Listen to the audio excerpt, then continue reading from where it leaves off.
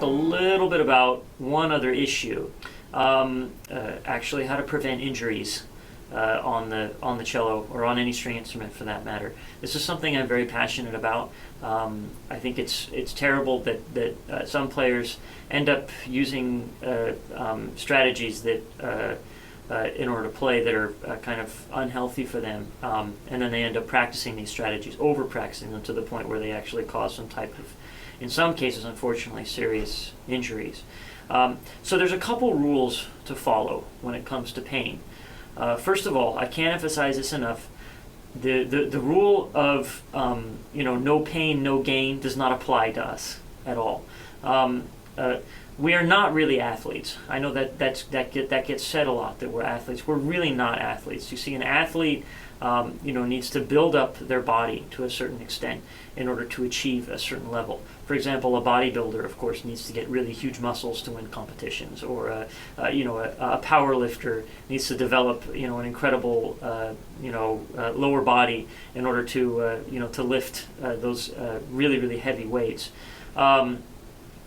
In terms of muscle development, as you can see probably here in the video, I don't have enormous arms or anything like that, and yet I can get a pretty powerful tone. You don't need a lot of energy if you're doing it correctly. You don't need a lot of energy or a lot of strength to play the cello well. That doesn't mean that you shouldn't go out and be healthy and exercise. I try to exercise a little bit on my, with doing various things, and certainly having muscles doesn't hurt or help your cello playing in any particular way.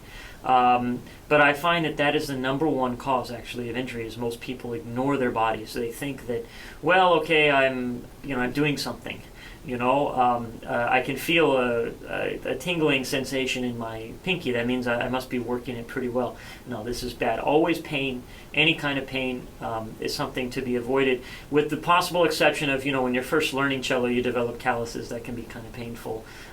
And, of course, when you're first learning, you're kind of trying to get through a lot of information. Sometimes you may hurt a little bit here or there. The problem is chronic pain. This is the issue. So once you've got that straightened out, then we start talking about strategies. Now strategies, a good strategy for being able to play well and also for your whole life, I think is really important to develop. Now the number one rule that I've found that's important to observe is that every single joint in everything that you use to play the cello, so we're talking about primarily the arms here and the hands and the fingers, every single joint has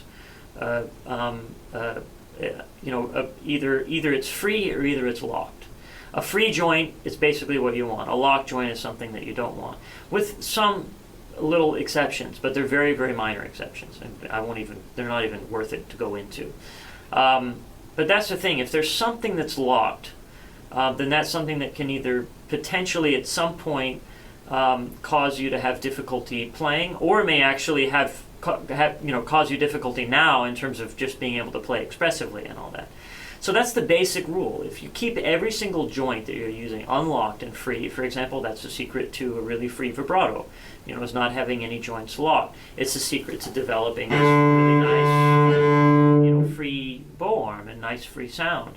And you'll notice this in all the great players. All the great players, don't really have too many locked joints. Now, some of them do, and the reason why some of these players can play their whole lives with these locked joints is some players just have a little bit stronger physiology, just naturally.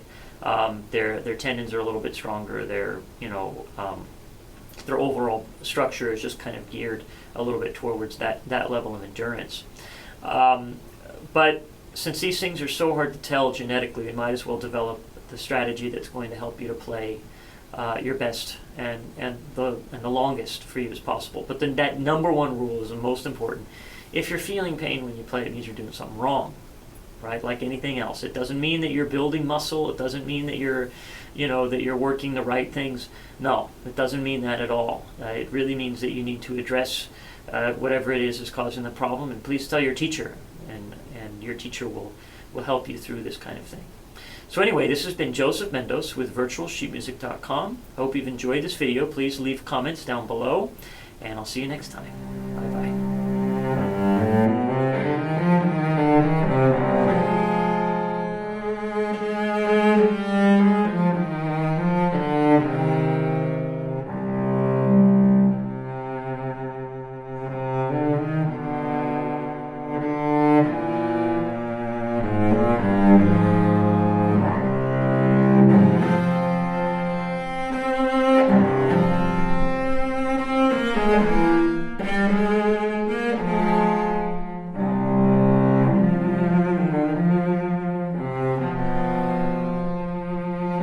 Bye.